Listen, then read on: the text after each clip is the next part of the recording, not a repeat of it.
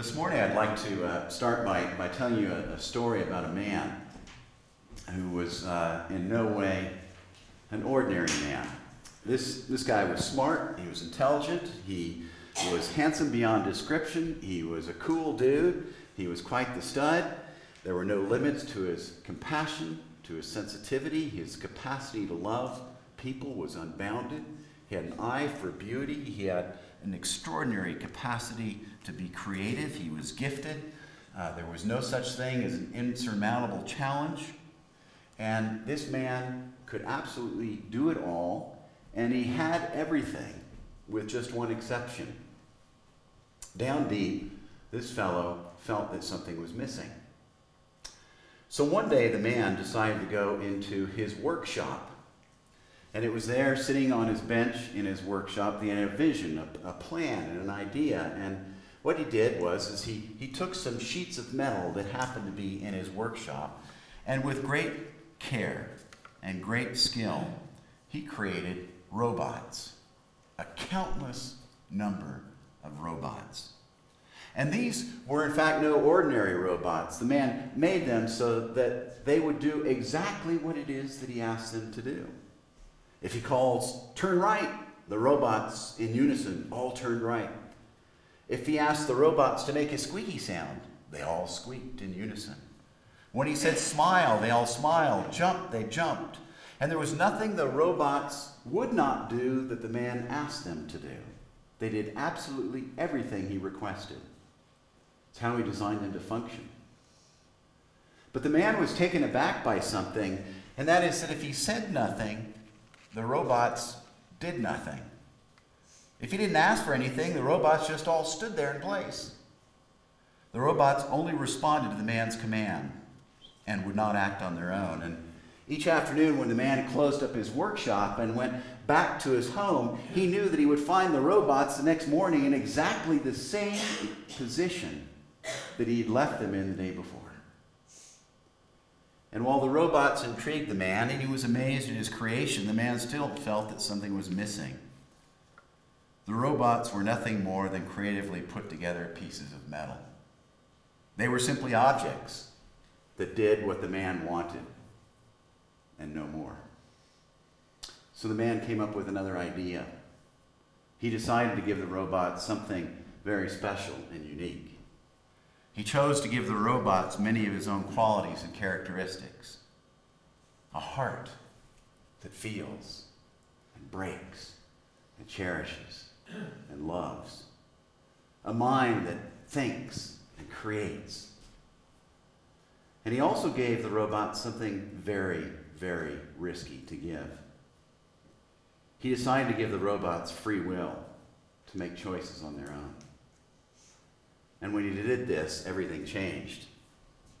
The man was amazed to see what happened as a result of the free will he had given them. The robots began to do their own thing. Some turned left, some turned right. Some jumped, some sat, some squeaked, some didn't make a sound at all. All without the man having to say one word. And as the man continued to watch the robots he had made, other things began to happen. Some robots fought with each other, tearing limbs and parts off one another. Other robots ran out of the workshop into the world on their own. Some robots began telling other robots that they had created themselves, and that the idea that they had all been made by a wonderful creator was nonsense and reflective of a narrow mind and silly thinking. And as time passed, some robots broke down. Others did things to themselves or to others that caused great harm and hurt. Some got sick and fell apart. Others stopped working altogether.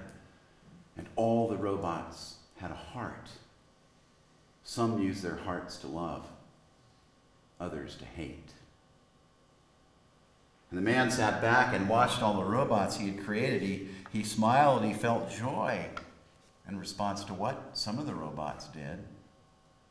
But others brought the man much grief, and he cried at what they chose to do to themselves and others. It was then that the man realized something. All of what he was witnessing was because he had given the robots the gift of free will. Free will meant that some of the robots did terrible things, hurt others, and in fact used their free will to deny their creator. Other robots use their free will to do good whenever possible and to create amazing things. And some robots use their free will to make decisions that were just amazing, that just delighted the man. But of everything that he had given the robots, the man knew that the greatest gift of free will was the gift of love. He knew that love was the point of it all, and his hope was that the robots would use their free will to spend their days loving themselves, loving others, and loving the man himself. But the man recognized a very difficult truth to accept. If he took free will away from the robots, yes, their suffering and all bad things would end, but so would love. Without free will, the man realized there could be no such thing as love. Love cannot be commanded. Love cannot be forced. Love cannot be required. Robots only come to love each other and themselves and the one who had created them if they come to such a love on their own. And so the man decided that despite the cost, he decided to continue to give the robots free will, because love is what meant most to the man. Without love, everything would be meaningless. And without free will, the robots would simply be robots. The story I told you, of course, is a metaphor. It's a very imperfect metaphor, just as all metaphors are imperfect descriptions of God. But I wrote it to tell you part of the story of God and God's creation, that God created us and has given us the great gift of free will, that we are not, in fact, robots in any way. Now, there's a great upside to free will, isn't there? Life itself. An intriguing life. A life that is supposed to be joyful and exciting and purpose-driven. A life in which we are to use our free will to create advances in science and music, the arts, technology, medicine, and all things good.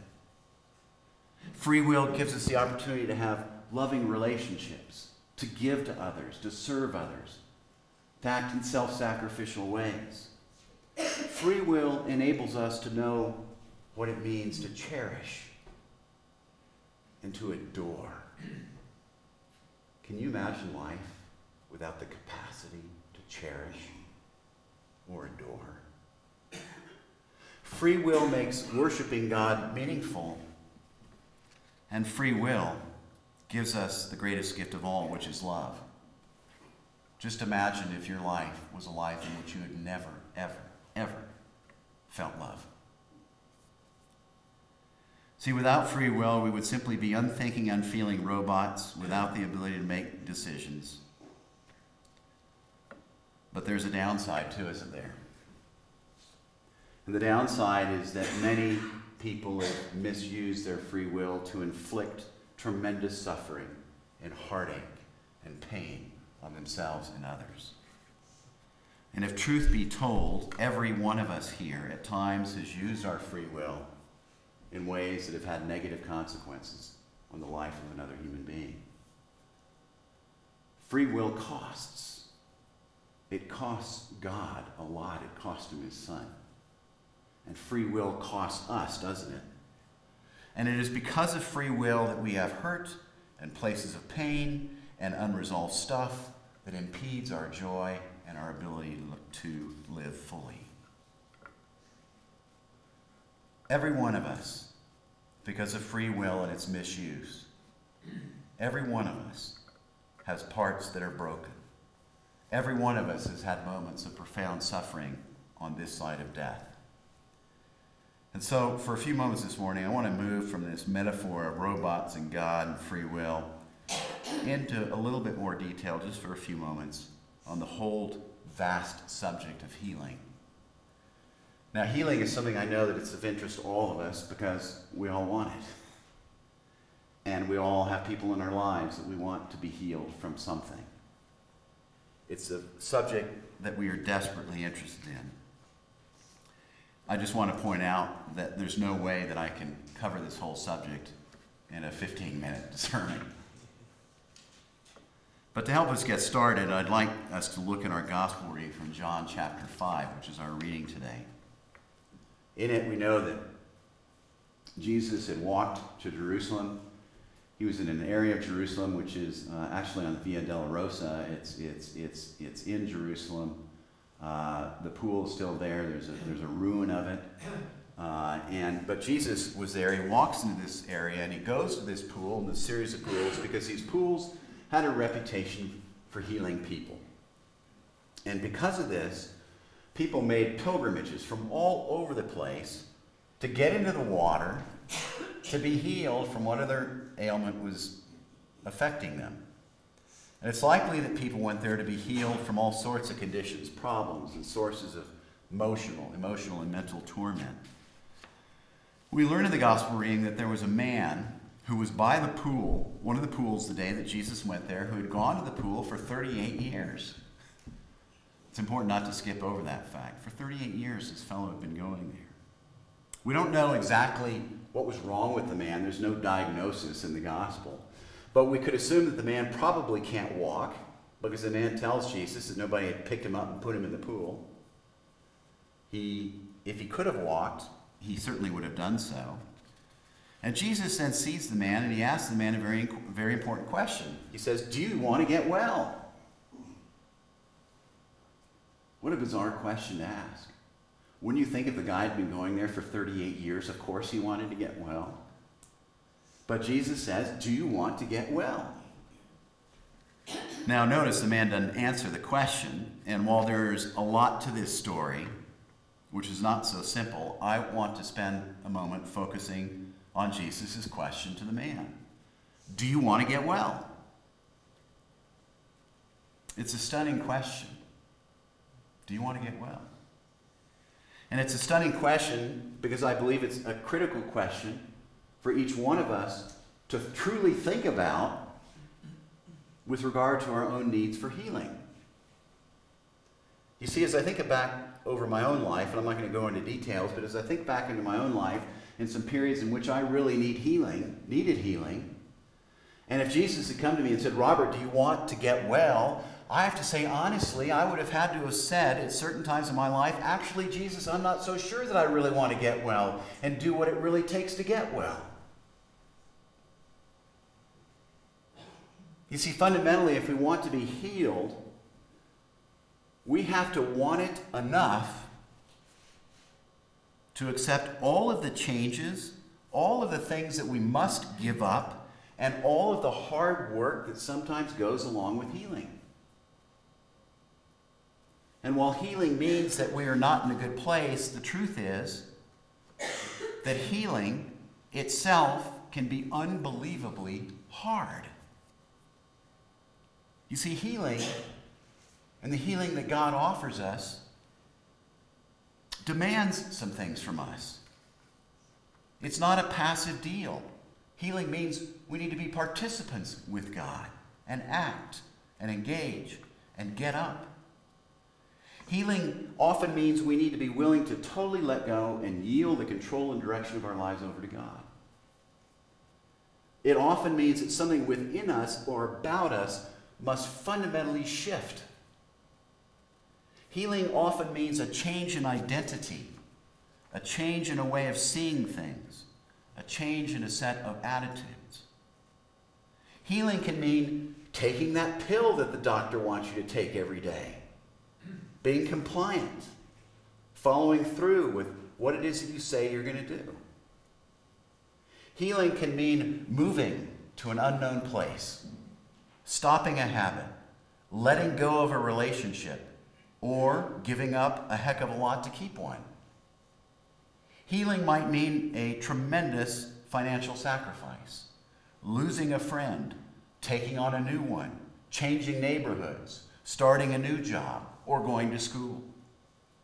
Healing means that we can no longer externalize responsibility for our life. It means taking ownership for our life, dumping anger, spite, giving up blame, throwing away all the excuses. Addictions, negative attitudes, self-centeredness, greed, marriages in distress, physical illnesses, depression, an entire litany of things. Do you really want to be healed? Are you willing to do what it takes with my help, Jesus asks? Are you really willing to make those shifts, he asks. Now, I need for a moment to add some very important points and caveats to what I just said. I believe everything I just said, but I need to add some caveats. First and foremost, if we're not healed, it doesn't necessarily mean that we don't have a strong enough faith, nor does it necessarily mean that we don't really want it. Sometimes we are just not healed in the way in which we're asking, regardless of what we're willing to do to be healed. Regardless of prayer, a willingness to do everything. Sometimes we're not healed and we die. Or we remain paralyzed. Or the cancer does not go away. Or the nerves just won't function the way that they're supposed to. Sometimes, no matter how desperately we pray for it, no matter what we're willing to do, it doesn't happen in the way we want. Conversely, sometimes people are healed from the most incredibly dire circumstances, and sometimes even without asking for it. The guy in our gospel story today didn't say, Jesus, heal me. Jesus just picked him up and tossed him into the tank. And sometimes we're not healed in the way that we either want or expect, but with time and perspective, we come to realize that healing has occurred in another kind of way. Countless people I have known in my life with life-threatening diseases or issues have shared with me that while they prayed to be healed, they have actually found that the great gifts have occurred in ways they did not expect in the midst of the darkness. A dear friend of mine who lost his life to cancer before he died told me that he had discovered how much people mean to him. He didn't care about people before. How he had developed a new set of priorities and values, and how he had developed a profound appreciation for each moment in life through the course of his illness. Was that a healing? Another shared that because of her ongoing illness, her family came together in a way that nobody had dreamed possible. Was that healing? And yet another told me that despite being ill for 40 years, that she had come to a deep and profound faith in God, even though for decades she denied that God existed. Was that healing? Further, we must remember that because of this free will that I've talked about, that not all bad things happen as a consequence of free will. Sometimes just junk happens. It's just the way that it is without it being anybody's fault. Healing can mean different things for different people. And we can come about, or healing can come about in ways that we neither expect, ask for, or envision. And remember, too, that death doesn't mean no healing. Remember the story of Lazarus? He was raised from the dead. Is Lazarus alive now? Lazarus died one day. And as we continue in this Easter season, as we move toward the celebration of Pentecost, it's so important for us to remind ourselves that death doesn't mean no healing. Death is not the end. It's the beginning of a glorious next chapter that's beyond description, full of wonder and joy and love and purpose and peace. On this side of life, it's only God who knows what healing really means and looks like for each of us. But through the mystery of it all, the fact that healing doesn't always happen in the way we desperately want, Scripture is crystal clear, and that is that God answers prayers for healing even if we can't see it at the moment, even if we can't see it during the course of our life. Remember earlier I spoke of the man who created robots? And that one day the man took the risk of giving the robots the gift of free will, and that everything changed. I described the cost of free will, but that if free will did not exist, there would be no love, no cherishing, no adoring, no feeling, no independent thoughts, no creative activity. Life would not look like what it looks like. We would have no relationships. We would be robots. But conversely, imagine if our Creator was God on demand. Picture if everything we prayed for happened just as we wanted it to. God would become the robot, and we the Creator. And from where I sit, that would not be a very good scene at all. So I, for one, am glad that God has set things up to be the way they are, and it's worth it. Because in my humble opinion, love is worth it, and love wins out in the end. So as I ponder this whole subject with you today, I just want to conclude with some prayers for us. And I pray that each one of us will be given an incredible, rock-solid faith and trust in God. That we will trust God and have such faith in God, that we will turn to God no matter what things look like. I know that's hard. I pray that in whatever area of life it is that each of us needs healing, that we will come to the place of really wanting it and wanting to be healed and accepting all the hard work that healing entails. I pray that we will accept the healing that God offers each of us, even if the healing that God has in mind is different from what we envision. I pray that we'll trust God enough to believe that God knows what God is doing, and that ultimately we're all healed. And finally, I pray that we will each use the free will that God has given us to do the most extraordinary thing, and that is to spend our life loving. Loving and forgiving ourselves, loving and forgiving others, and passionately loving the one who gave us all of these gifts to begin with. And so let us